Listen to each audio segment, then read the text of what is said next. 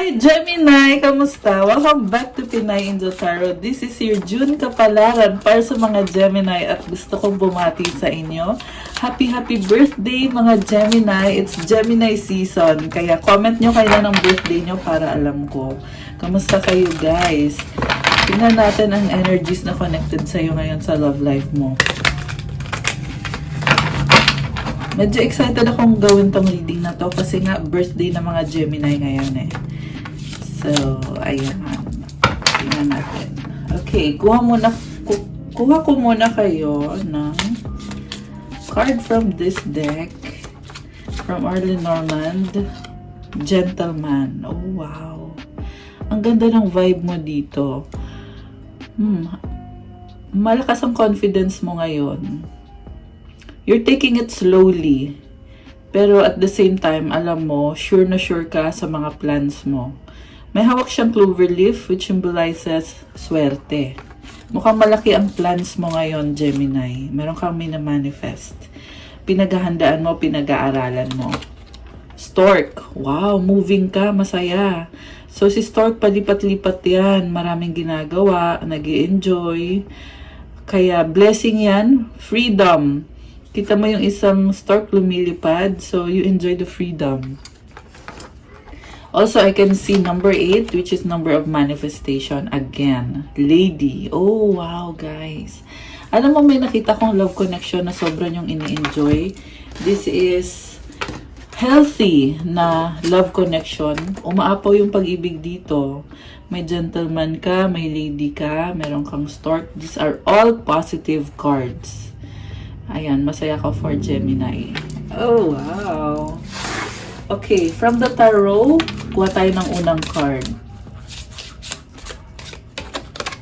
Three of Cups celebration. Oh, di ba? Kasi nga birthday ng mga Gemini eh. So, posible din na may mga tao sa paligid mo ngayon na parang magaan lang, nag-uusap, nagse-celebrate, nagkukwentuhan. Bottom of the deck mo, Hanged Woman. Tinitingnan mo sa ibang angulo yung sitwasyon ngayon. Okay.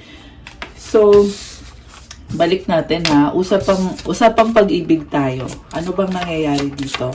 Kasi may nakikita ko na parang nag-uusap kayo ng taong yan.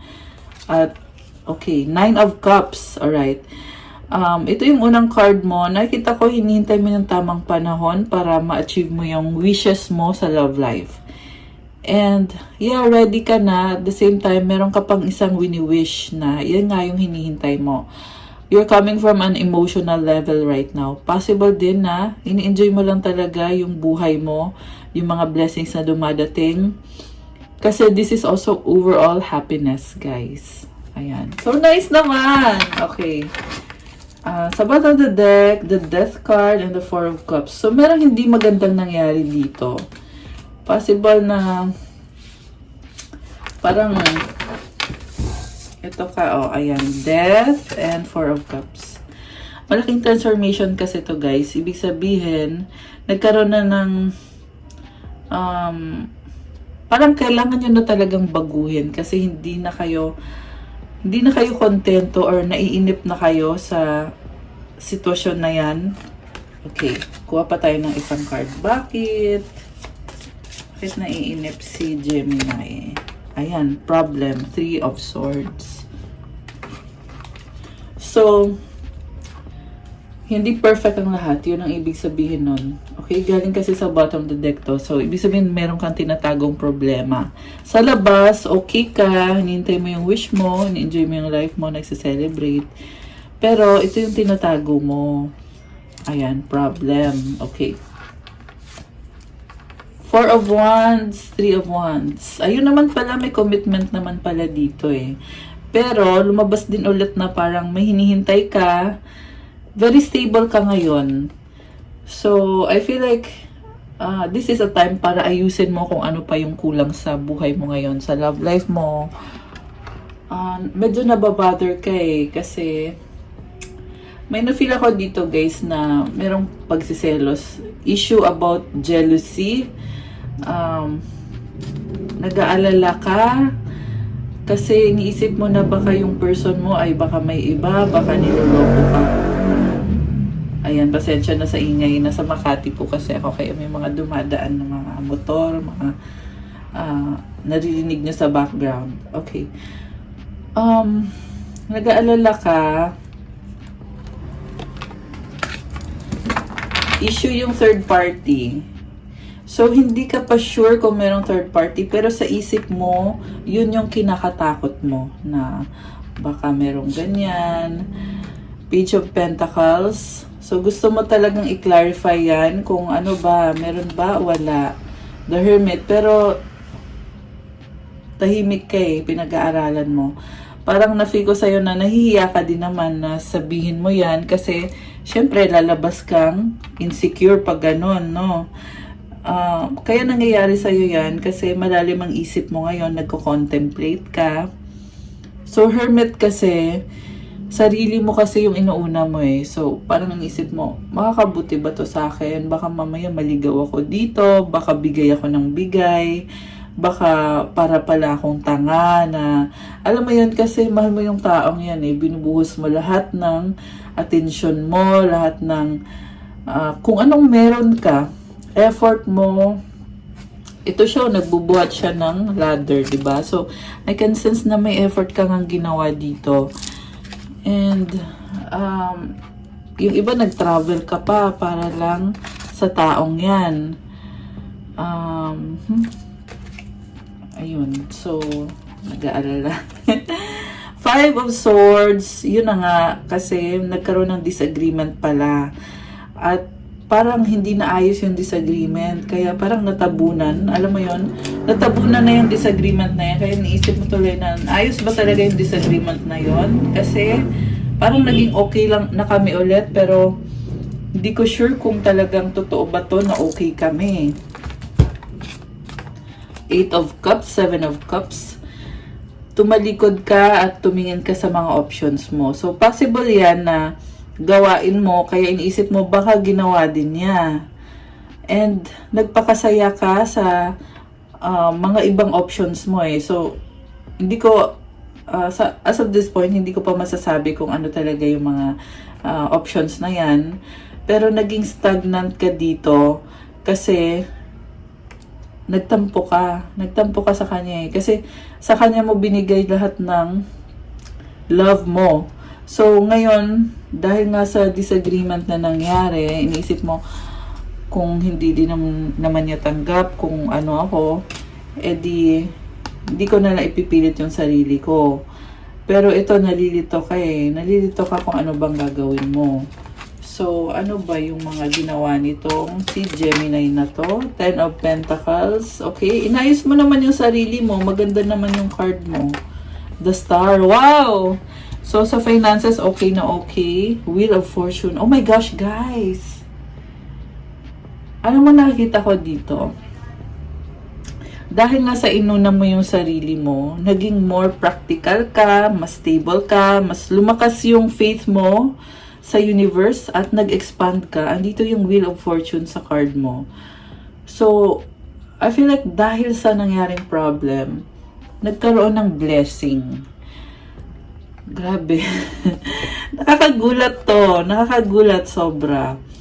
Parang balance lang talaga eh na, yun na nga, merong mga times na nalulungkot ka, nagtatampo ka, pero eto ka namamayagpag si Gemini. So, itong The Star card, isang kahulugan din nito is maraming humahanga sa'yo, maraming nakakakilala sa'yo, and ayan, ang daming blessings, nag-expand ka, umikot yung gulong ng kapalaran, nagbago yung swerte mo, dahil nga lang sa simpleng disagreement or misunderstanding na to. Ayan, okay.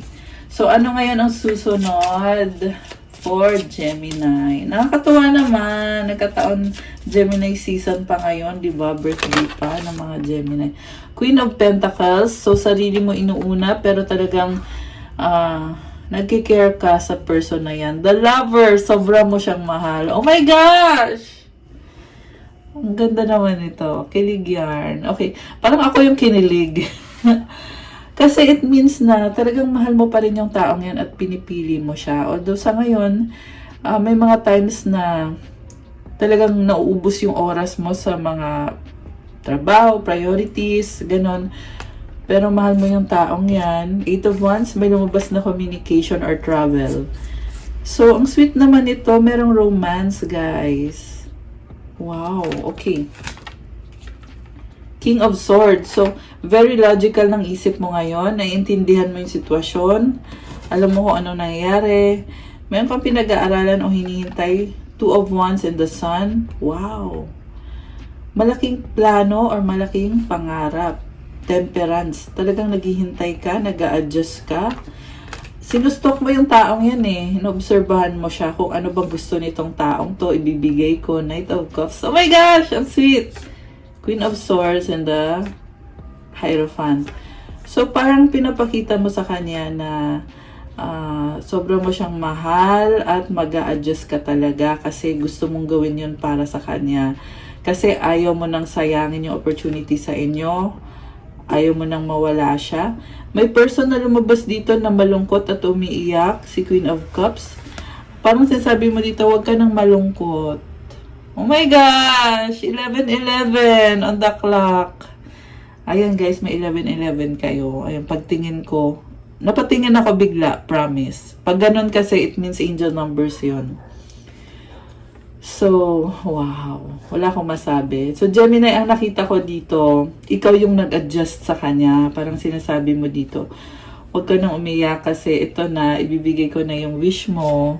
So, yung person mo, baka may kadikang water sign, Cancer, Pisces, Scorpio. Or kung hindi man, itong person mo ay very emotional na klase. At parang meron siyang tinatago. Okay? Tinatago niya yung pagiging emosyonal niya. May partnership naman dito eh. Parang iniisip niya na nagmukha akong tanga. Nagmukha akong tanga dito, Gemini. So, nag-adjust siya sa'yo. Kaya naman ikaw ngayon, binabalik mo sa kanya yung effort na ginawa niya. Grabe yung effort niya, oh. Ayan, 2 of Pentacles. So, sinustok mo yung person na yan eh. Actually, itatanong ko na sana ano bang feelings ng person mo, tapos biglang lumabas yun. So, yun na po yun. Mahal ka niya. Si Queen of Cups kasi, mapagmahal talaga yan. Malakas ang intuition ng taong kadil mo. Also, nakikita ko sa kanya na may mga pangarap siya at gusto lang niya i-enjoy kung anong meron kayo. Ikaw yung pangarap niya eh. Sa ngayon. Sa ngayon yan ha. Although yun na nga parang na-disappoint siya sa'yo. Kasi ano to eh. This is the kind of person na talagang may standards, may sistema siya na dapat ganito, Gemini. Tapos ikaw naman tong si Gemini, hindi mo nabigay sa kanya kung ano yon. So, kaya ngayon nagkaroon ng misunderstanding. At ngayon nakikita ko na nag-a-adjust ka. Which is, ito, sinustok mo siya, pinag-aaralan mo siya. Parang nagkakaroon ka ng clarity. Naging clear sa'yo lahat na, ay, ito pala yung dapat kong gawin. Okay. So, ano pa ang paparating dito sa couple na ito? Tumalon yung cards. Tingnan natin yung tumalon. 9 of Wands and the Strength card. So, may galit, may pride na lumabas dito. So, I feel like possible na pareho kayo, may pride.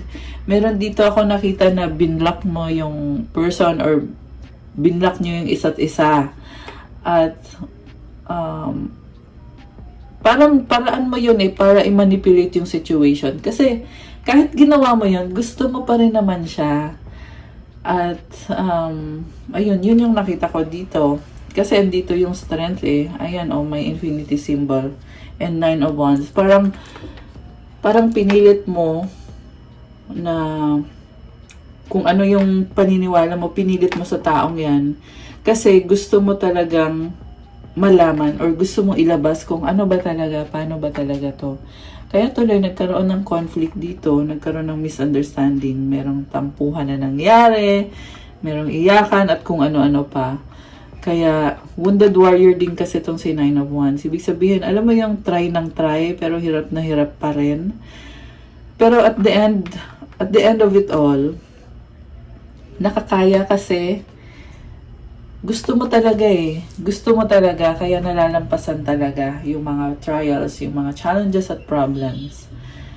Kasi, naloka lang ako kasi bakit kailangan mauwi sa ganon, di ba, na sobrang intense. Mukhang magkaiba kayo ng ugali, ng personality. Ikaw kasi meron ka nitong lover's card eh. Very pure and talagang kung pag nagmahal ka, nakikita talaga sa'yo kung ano yung totoo. Samantala yung person mo naman, medyo iyakin, yung lumabas sa cards. Iba naman yung approach niya sa sitwasyon. Kaya dun kayo nagkaka-problem sa the way you express. Okay?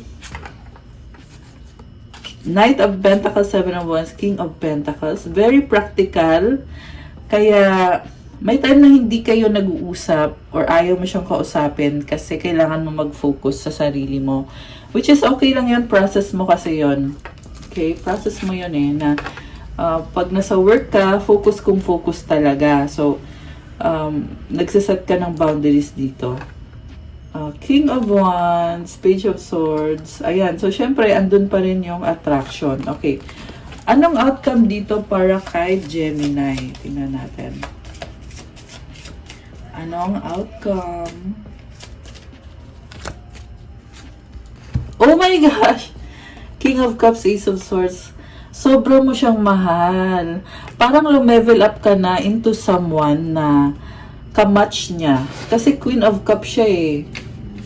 At ikaw na ngayon si King of Cups. So parang you're on the right page. On the same page na kayo. Ayan, sorry. Meron lang tumawag na importante. So, ayan. Gemini, you are on the same page now. Ayan, nakakatuwa. Parang nagkaroon ka ng breakthrough or bagong idea, transformation. Ayan, kita mo yung ilaw dyan. Hawak niya yung sword niya.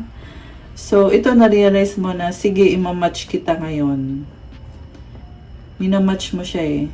Sa totoo lang, wala tong gender guys ha. Baka inisip nyo lalaki, babae. This can be any gender. Pero yung kasi yung lumabas dito na si Gemini, mas naging connected ka na ngayon sa emosyon mo kaysa sa dati. Or sa recent past. Kasi ang nangyari kasi, more on, naging logical ka masyado.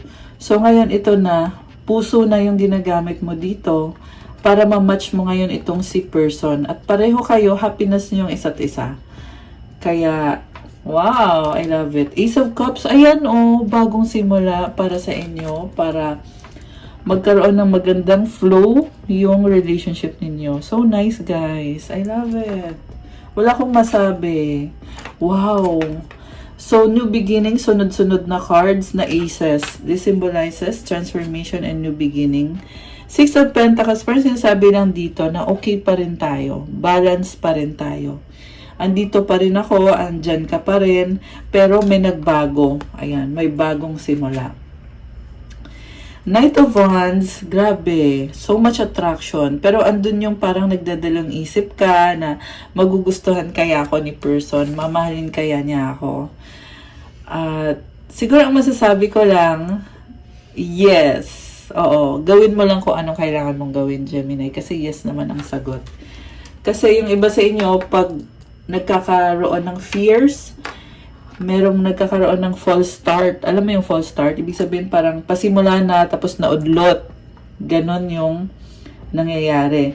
So, kaya kailangan mo i-motivate yung sarili mo. 'Di ba? Na yes, kaya mo yan, mahal ka niya, tanggap ka niya. Kailangan talaga guys na i-motivate mo yung sarili mo. Kasi tatlong aces to oh.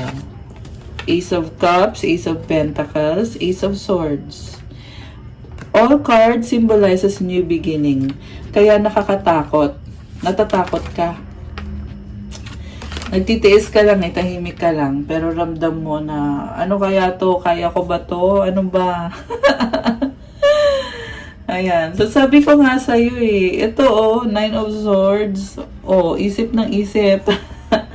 Kaya ko ba? Ano kaya to? So, yung kalaban mo dito is yung isip mo. 'Di ba? Kaya ko nga sinabi, motivate yourself. Ayun natatanaw mo na actually yung bagong simula. Natatanaw mo na. Pero ito ka Ayan, so itigil-tigil mo yan, bawas-bawasan yung pagiging nega. Bumalik ka dito sa natatanaw mo at gawin mo lang. Yan lang yun, guys. The Empress. Ito yung magiging outcome. Ayan. Outcome. Try again. Sabi dito. Kasi kaya mo naman eh. 5 of Wands. Magkaiba pa rin kayo. Ayan. Magkaiba pa rin kayo. Kaya challenging siya. Pero try mo ulit kasi si Empress kasi, very creative yan eh. So, kumbaga, you make the most of kung anong meron sa inyong dalawa. Kung ano lang yung kaya mo, kung ano lang yung kaya niya. I-enjoy natin. Kasi, mahal mo siya. Sobra mo siyang mahal. Oh my gosh, I love it. Knight of Swords. Ito ka, freedom. Magician, ready ka na. May hinihintay ka na lang. Ayan. So, kasi siya talaga yung happiness mo.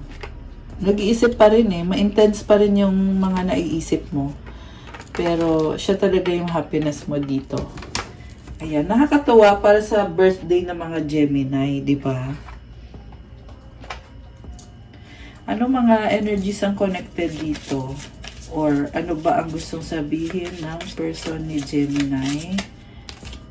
You hurt me. Na-mention ko yan kanina. Nasaktan mo daw siya. Childhood trauma. Oh, okay. Nakaka-affect talaga yung childhood trauma na nangyari sa inyo. Lumalabas talaga tong card na to. I hate you. So, may mga feeling na parang nagsastruggle ka dun eh sa trauma na nangyari dati. Kaya pala meron death card kanina. Pero ang advice ko sa'yo, makontento ka sa mga blessings. Minsan kasi guys, yung mga maliliit na blessings, hindi na-appreciate. Kasi laging bumabalik yung mga feeling ng hurt, yung trauma, yung hurt, yung I hate you, ayan. Diba? Ito na yung susunod na sasabihin ko eh. Kasi pumasok na yun sa isip ko na namimiss mo kasi siya. So, ito nga, namimiss mo siya. Namimiss mo siya, kaya mo nilalaban kahit may trauma ka. Ayan, Gemini. So, minsan guys, kailangan ng talagang umusad yung sitwasyon para ma-let go yung mga energies na yan. So, kailangan gumalaw, 'di ba? Kailangan kumilos. Being near you is intoxicating. So, matindi ang attraction, ibig sabihin. Ayan. Ano pa? You make me happy. So, nice naman. Okay, one more. Parang ang daming message You are my peace. Wow, I love it. Advice para sa Gemini. Anong advice?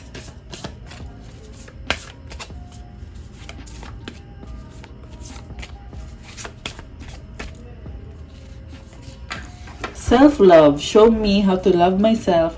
Show me how to take care of the inner child. Show me how to be kind within. When you step into self-forgiveness, so much can change on the outside. Patawarin mo doon yung sarili mo.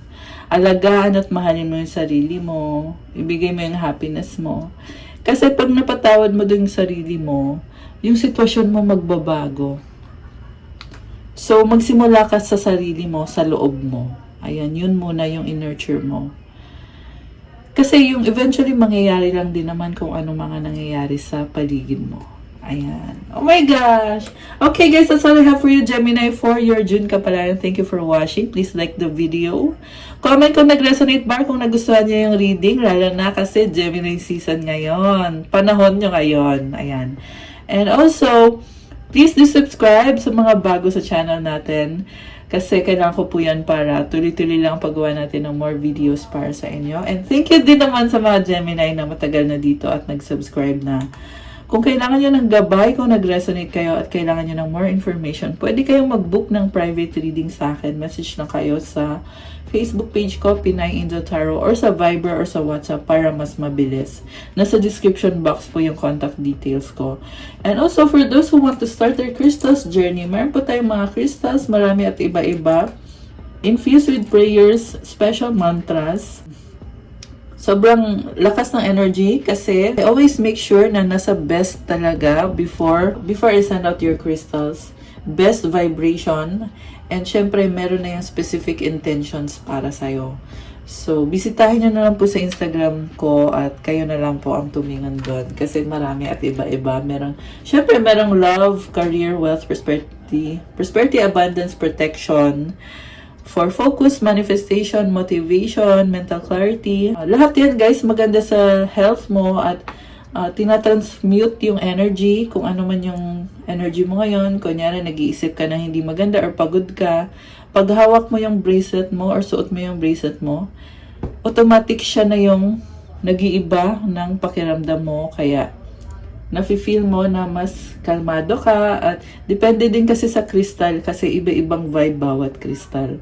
So, tingnan nyo na lang po dun, Gemini. Thank you so much, guys. Have a good day, Gemini. God bless you. Stay safe and I'll see you again soon. Bye!